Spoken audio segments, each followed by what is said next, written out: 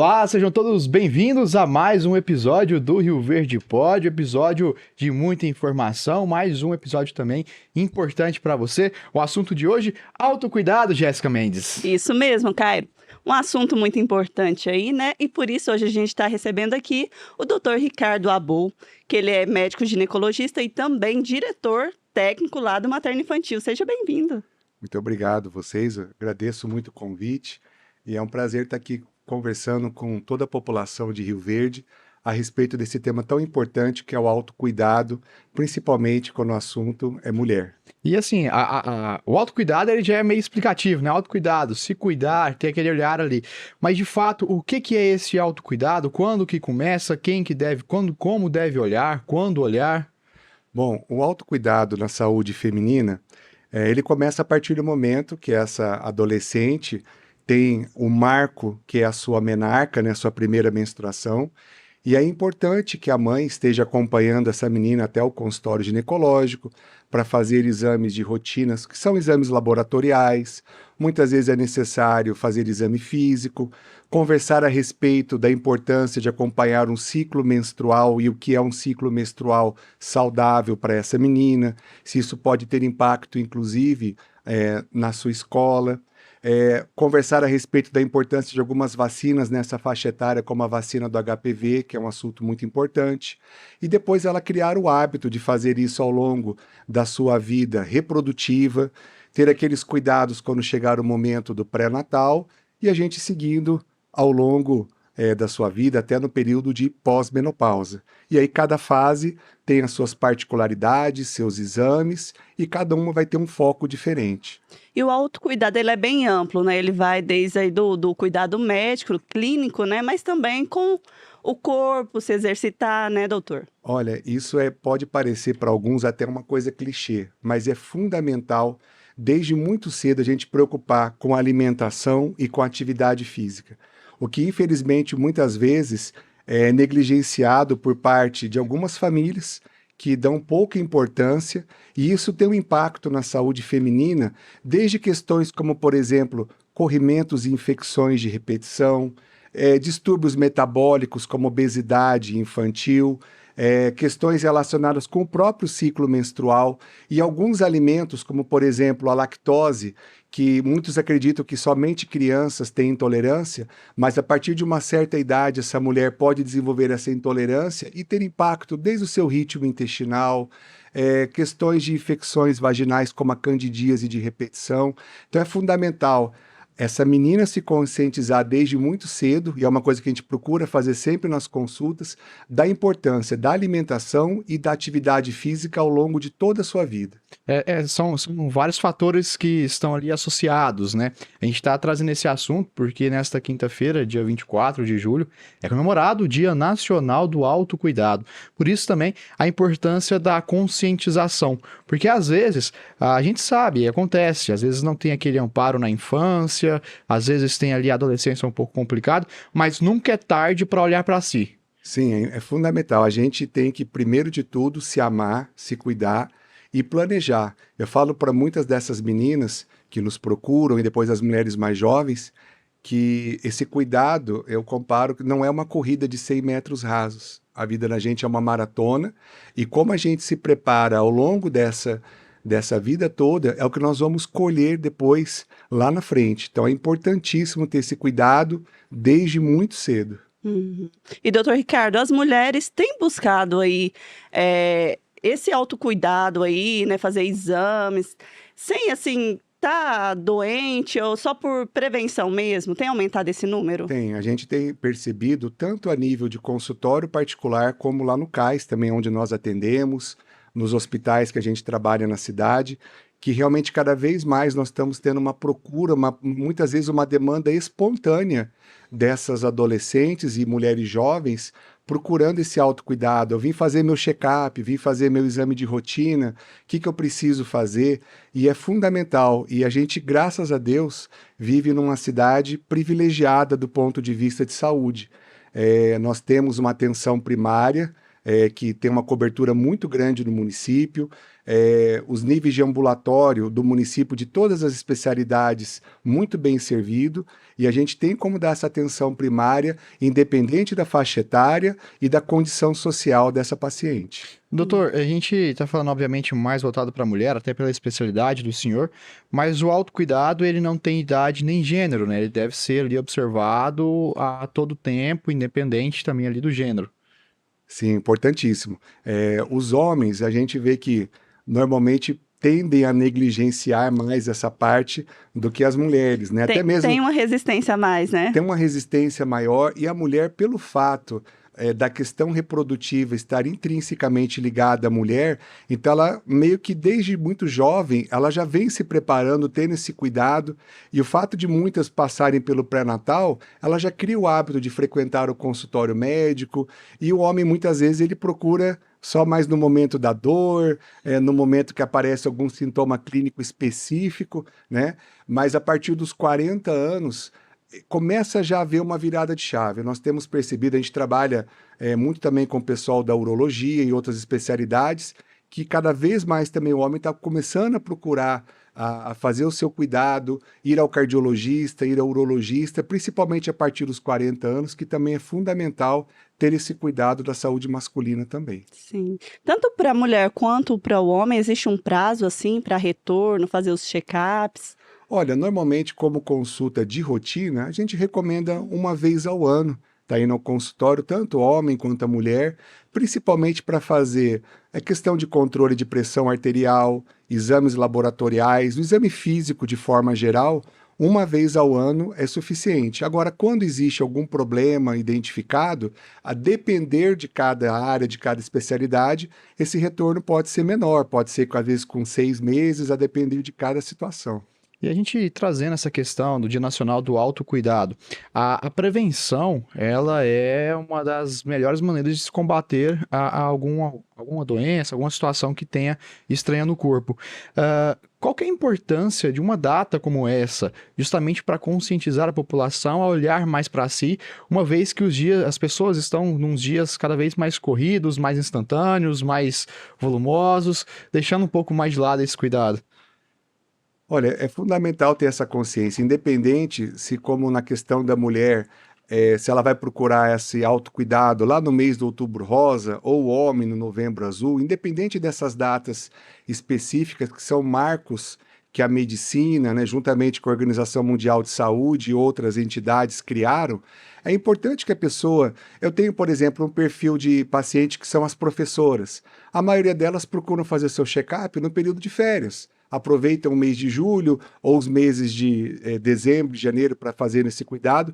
O importante é que a pessoa crie uma rotina dentro das características do seu trabalho ou do seu estudo, que ela reserve que aquele mês seja o mês do check-up anual, dos cuidados dela. Acho que isso é uma coisa... a gente não pode ficar só preso a datas e marcos. Eu acho que a gente tem que ter esse autocuidado e colocar na consciência que é um investimento na nossa saúde. Eu acho que esses gastos, eles não podem ser encarados como um gasto em si, mas como investimento. Uma despesa, né? Uma despesa. Porque a medicação ou o tratamento cirúrgico depois pode custar muito mais caro do que fazer um check-up anual. Ou até chegar numa situação que o dinheiro não vai resolver, né? Nem o dinheiro algum resolveria. É complicado. E doutor, trazendo esse autocuidado, quais são as dicas que o senhor pode passar até para as mulheres que estão nos acompanhando? Como que elas podem começar a se observar o corpo? É importante também ter esse contato com o próprio corpo? É importante. A mulher, em primeiro lugar, a mulher tem que conhecer a sua mama, né? Falando especificamente na minha área. É importante que ela faça autoexames regulares no período logo após o término da menstruação, onde as mamas estão menos inchadas, menos entumecidas, para que ela crie o hábito de palpar aquilo que é o normal, porque se ela não tiver um padrão daquilo que é o habitual dela, se algum dia surgir algo diferente, ela vai ficar meio perdida. Ela não vai entender se aquilo é normal ou não é.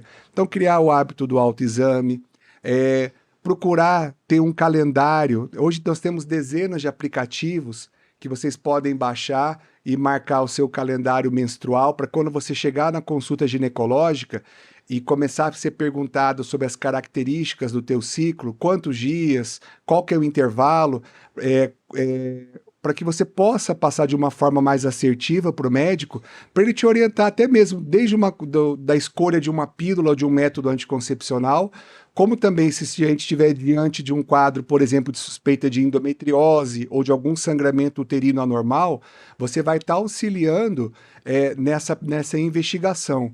Porque hoje em dia nós temos, infelizmente, o hábito de focar muito apenas em exames de imagem, exames complementares. E essa questão de uma boa consulta, de uma boa anamnese, que a gente chama, né, uma história clínica bem feita com o exame físico, a gente consegue fazer um rastreio de praticamente 90% dos problemas. E o exame que vai ser solicitado a partir dali, que é um exame complementar, ele vai apenas arrematar esse diagnóstico. Então é importante ter esse hábito de observar. Observar também, no caso feminino, a secreção vaginal, que existe uma secreção que é habitual, que é uma coisa fisiológica de todo mês da mulher. Então, observar se há uma diferença no padrão da cor, se existe coceira, né, um prurido, ou então o odor fica com um odor diferente.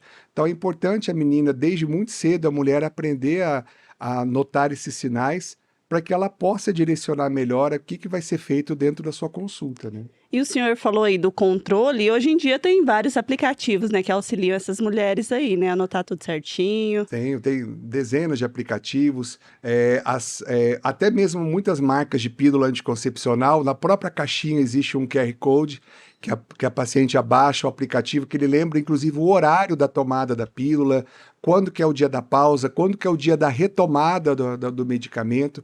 Então a gente hoje vive numa era privilegiada, que muitas das nossas mães, por exemplo, não tiveram essa oportunidade, né? E quase a gente fala que não tem como falar, foi uma coisa indesejada porque eu não lembrei, porque com a quantidade de aplicativos e informações que a gente tem hoje em dia, a gente tem como evitar até mesmo a gestação indesejada, né? Aham. E o senhor falou aí a questão do homem, que a partir dos 40 anos tem que redobrar aí os cuidados, né? A mulher tem aí uma idade que, para ligar o alerta, assim, e procurar... Esse marco dos 40 anos também para a mulher é importante, porque ela, além de já vir fazendo os exames laboratoriais de rotina, seu preventivo, exames de ultrassom, ela começa o início da investigação dos cânceres de mama. Então é a data onde se inicia a solicitação das mamografias. E essa transição dos 40 para os 50 anos, que a gente dá o nome de climatério, é um marco que vai transformar a sua vida e vai prepará-la para que ela possa, depois, na terceira idade, colher os benefícios de se fazer reposição hormonal na hora certa, e com a medicação correta, que infelizmente hoje em dia a gente tem muita informação enviesada nessa área. Então, estar acompanhando para fazer essa transição, para colher o benefício dessa qualidade de vida lá na frente. Então tem toda essa questão, né? E doutor, quais são as dúvidas mais frequentes, né, dentro do consultório, durante uma consulta? Quais são ali os questionamentos, os apontamentos mais comuns das mulheres hoje? Bom, as principais motivos de consulta ginecológica hoje, primeiro, são com relação ao ciclo menstrual. Então, nessa faixa etária, vamos tentar dividir por faixas etárias. Nessa faixa etária da menarca, né, da adolescente, até os 20 anos, as principais procuras no consultório ginecológico são para métodos contraceptivos, observação do controle do ciclo, e até mesmo já algumas primeiras consultas de pré-natal. Já a partir dos 20 aos 40 anos, a maior parte das consultas, elas estão relacionadas também com o controle do ciclo, mas muitas vezes entram questões como as vulvovaginites, que são as infecções vaginais, doenças do colo uterino, tá? E a temida dor pélvica, né? Que nós temos, infelizmente, hoje aí, uma doença que atinge quase 20% da população feminina, que é a endometriose. Então, é um motivo muito frequente hoje de procura no consultório médico, a questão da dor pélvica. Já a partir dos 40, 50 anos, essa transformação que tem no corpo feminino, elas vêm nos procurar para justamente já se preocupando com dosagens hormonais, o exame da mamografia, né? Já mais perto dos 50 anos, a gente já começa já a fazer outros tipos de investigações laboratoriais. Quando já existe a menopausa, que é o marco da última menstruação, a gente já começa também a rastrear densitometria óssea e tomar todos os cuidados para que a gente dê um impacto de qualidade de vida nessa paciente, nessa faixa etária, que ela vai ter os benefícios no futuro de não ter fraturas espontâneas, o cuidado da pele, do cabelo, proteção tanto das artérias coronárias quanto das carótidas, porque a mulher, quando tem um decréscimo dos níveis de estrogênio, ela iguala os riscos do homem em termos de infarto e AVC, e a gente fazendo a reposição na época correta, nós vamos prevenir isso nessas pacientes. Então a gente tem uma gama de motivos de acordo com cada faixa etária que nos procura, né? Rapaz, é muita coisa, né? Você Muita vai ver coisa, isso, vai muito deixar pra gente poder interessante. falar. A gente acha que são poucas dúvidas, mas Muita é muita coisa. coisa. E o avanço também aí das clínicas da família, né? Hoje em dia são várias aqui no município, tem ajudado aí essas mulheres, as pessoas em geral, no autocuidado, né, doutora? As clínicas da família vieram para auxiliar muito nessa área, porque nós temos uma demanda muito grande da população e quando existe alguma dúvida específica, eles nos encaminham essas pacientes tanto para o CAIS Centro, CAIS Norte, né, onde tem as especialidades, aonde a gente consegue, muitas delas já chegam até com os exames prontos para a gente, né? E a gente tem uma facilidade muito grande no município para a realização da maioria desses exames, ultrassonografia transvaginal, no caso da mulher, mamografia, exames laboratoriais. Então a gente já recebe essa paciente já triada e a gente só direciona o tratamento e a gente referencia novamente para ela continuar o acompanhamento lá na sua unidade da família de origem, né? Rapaz, é muito fácil hoje em dia, né, ter esse autocuidado aí. É olhar dentro de casa, alguma diferença, tem maneiras ali de buscar profissionais. O senhor falou a questão da endometriose, que atinge aí cerca de 20% da população feminina. Quando que é indicado procurar um médico? Sentiu alguma dor, já é indicado a procurar? É observar, tem um tempo É aquela específico? cólica excessiva, como que Isso, funciona? pois é. Então, a endometriose é hoje a principal causa de dor pélvica. Mas a endometriose também não é menstruação excessiva? Também é. Mas se vocês procurarem aonde está descrita endometriose nos capítulos de ginecologia, ela está no capítulo de dor pélvica. E hoje é a principal causa disparada. Então, aquela dor pélvica que incomoda a mulher ao longo de todo o ciclo menstrual e no período menstrual ela se intensifica, essa é a principal hipótese que deve ser levantada. Aquela cólica, aquela dor só no período que antecede a menstruação, 1, 2 dias ou durante o período menstrual, muitas vezes a gente caracteriza com o nome de dismenorreia, que é a dor do ato de menstruar. A endometriose, a menina normalmente tem ciclos dolorosos desde muito jovem, desde a adolescência, e ele vai piorando ao longo da sua vida. E no período menstrual, muitas vão parar nas UPAs, vão parar no pronto atendimento por conta dessa dor. Junto com ela, pode também estar acompanhado um fluxo menstrual exagerado, né? Que mais de sintoma pode aparecer? Após o término daquele sangramento, vamos dizer aquele sangue vivo, muitas ficam mais alguns dias com aquela borra escura, aquela secreção amarronzada, que também é outro sinal muito característico. E eu falo que a cereja do bolo da endometriose é quando a paciente, além de tudo isso que ela já relata, ela tem a queixa da dor no ato sexual. Não é uma dor na penetração no ato, é uma dor pélvica, uma dor lá no fundo, uma agulhada que faz ela muitas vezes deixar de ter o ato por conta dessa dor. Então essas são características muito marcantes dessa doença que a cada ano vem aumentando devido principalmente à diminuição do número de prole. Tá? A mulher que tem poucos filhos, ela tem tendência maior a ter endometriose. Vai mais um alerta, aquelas que também fazem laqueadura muito cedo, aquelas que fazem laqueaduras abaixo de 25 anos, nota-se também que elas têm um aumento depois na década seguinte dos sintomas de endometriose, tanto da dor quanto do aumento do fluxo menstrual.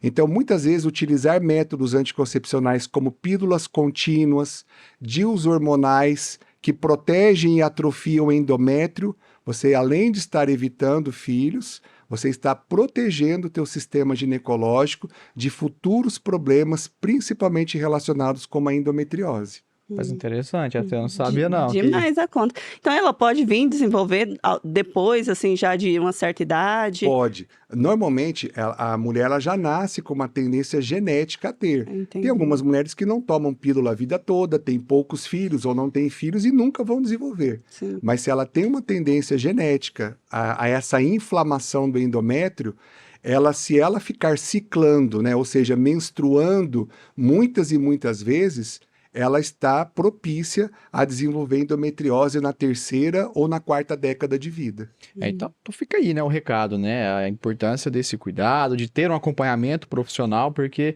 esse período que a gente passou aqui já foram tantos esclarecimentos, assim, Demais. e se pudesse, a gente esticava aqui e falava muito mais coisa. Cairo, mas antes de encerrar, eu acho importante o doutor destacar também a questão da estrutura do materno, né? Que o senhor falou tanto aí também das crianças, né? O cuidado lá que tem com as mães.